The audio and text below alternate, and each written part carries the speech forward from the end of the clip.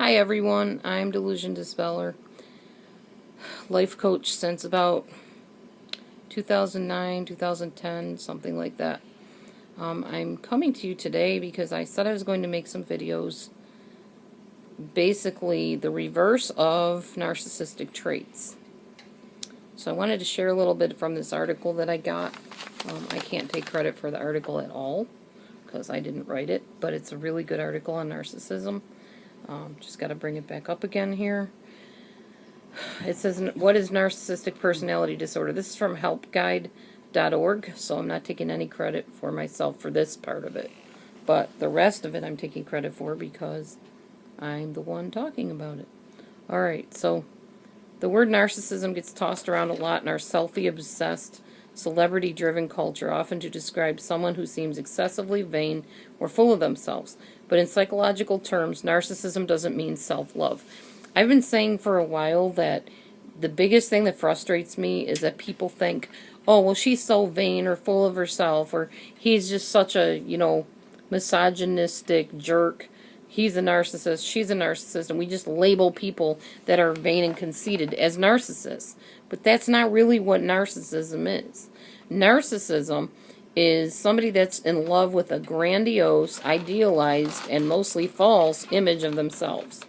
And they're in love with this image that they've created because it allows them to avoid intimacy and connection and security that's meaningful. They are very deeply insecure. Now, a lot of people argue with me and say, well, I have a narcissistic husband, boyfriend, friend, or whatever, and they're not insecure at all. They, think they got it all together. The operative word being think. They think they have it all together. More like they've portrayed themselves as having it all together because that's what they want you to believe, is that they're okay and they don't have to worry about anything. So, yeah. So it's an inflated self-image, and that's where the dysfunction comes in.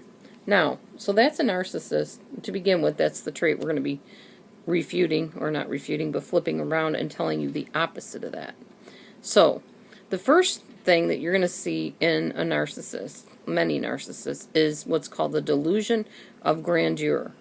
Which means they create this image that they have it all together, they're going to be famous, they're perfect, they're wonderful, nothing they do is wrong, and everybody else is the reason for all of their problems, etc.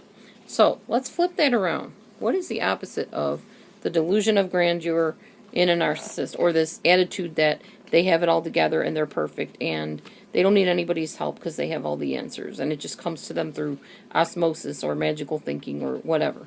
The opposite of that is humility. Somebody that's humble. Somebody that knows that they're talented, knows that they have giftings, knows that they're a good person, but doesn't have a need to parade it around like a badge that they wear.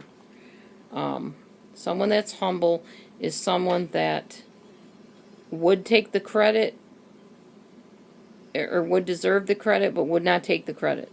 They know that, say they're a preacher, well, they know they preached a good message and they're excited about it, but people come up to them and say, hey, that was a really great message. Now, they may say, thanks, I appreciate it, or they may say, oh, well, it's all God, or whatever. But the point is, they know that without God, without the one that inspired the message, they're nothing, and they couldn't have done it without him. That's humility. Or somebody that is a talented singer, and you go up to them and say, hey, can I have your autograph? And they give you the autograph, and then you sit there and gloat over them, and, oh, man, I just love you. I've been, practically worshiping the ground you walk on since I was a kid. And to somebody that's a narcissist, they'd be like, well, of course. I mean, I'm famous. Of course you'd come up to me and want my autograph. Here, here's one for your daughter, here's one for your dog, whatever. They gloat about the fact that they have fame and fortune and whatever. Someone that's humble would almost be uncomfortable having their autograph asked. They would almost feel like, wow, humbled. This is incredible. I never thought I'd get to this place. This is just absolutely amazing. Thank you so much for, coming up and telling me you enjoyed my concert or whatever. Sure, I'll give you an autograph. How are things going with you? And they would actually be humble enough to get to know the person instead of parading around like a peacock. Like, well, yeah, of course, yes, I know I'm really something. Why wouldn't you want my autograph? Why wouldn't you tell me how wonderful I am?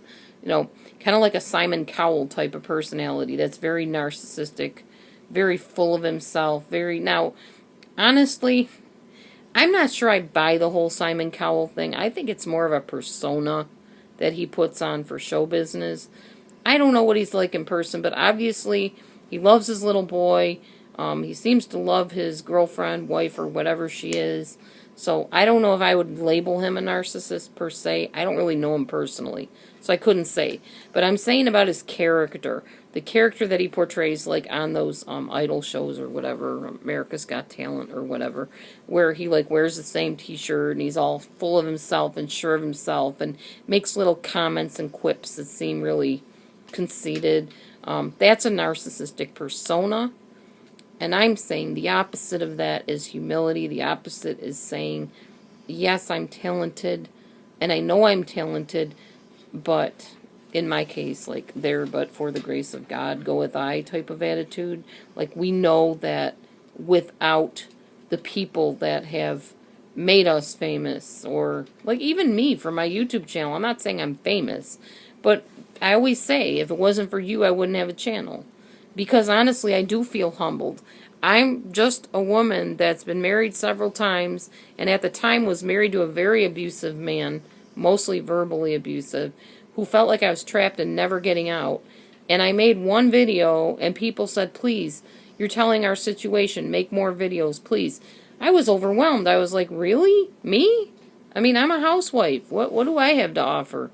And even to this day, the fact that I get emails of people saying, you've really changed my life, you've saved my life, your videos are fantastic, you're really speaking my story, that's humbling to me. That's not, oh, well, great, look at me, of course, I'm delusion dispeller, I'm all that. No, not at all. It's like, wow, this is awesome. God, thank you for making me an instrument in these people's lives that I could produce some kind of change, because without him, I am nothing. I can tell you, I'm nothing. My choices, my decisions in life have gotten me nowhere, except in a lot of trouble and almost killed a few times. So I know that everything that I succeed in, everything that brings me joy, everything that brings me hope is all him. It's not me. So if somebody came up to me on the street and said, hey, are you Delusion Dispeller? I've been watching your videos for like 20 years or 10 years or however many it's been. I just want to know if you'll sign this for me or if you'll make a video for me. That's awesome to me. That's like, who am I? I'm humbled by that thought, that you would want me to do something for you like that. So that's the opposite of grandiose thinking, or delusion, I guess, delusions of grandeur, which is kind of the same thing. I don't have any. I figure I'm going to be whoever I'm going to be in God's plan, and I'm fine with that. I don't have any illusions of this wonderful thing that I am or whatever. I am happy I'm losing weight finally, but I'll be really happy when this double chin is gone. It makes me really not happy with my looks. Not that looks are everything, because they're not, but I hate this stuff. And it's a family trait that's really hard to get rid of unless you get a really, really thin face, or you take the camera, this is a little trick, and put it way up here. See, the chin starts minimizing the higher the camera gets. That's a little trick. You can try that sometime. But honestly, I'm real. You know that. I'm for real. And I don't play, pretend games. So this is who I am anyway. The keto thing's going well, by the way. I'm on day 10. I've lost about 5 pounds. It's going to be a slow process, I have a feeling, but I'm still plugging at it. Anyhow, I just wanted to talk to you about that. Give you the first part of my traits, the opposite traits from narcissism, and I hope you enjoyed that. Give me a thumbs up or hit my like thing on my video, subscribe, and tell me what you think. Hope to hear from you soon, and have a great day, night, evening, afternoon, whatever. Eyes wide open, moving forward, and we'll talk to you soon. Be blessed.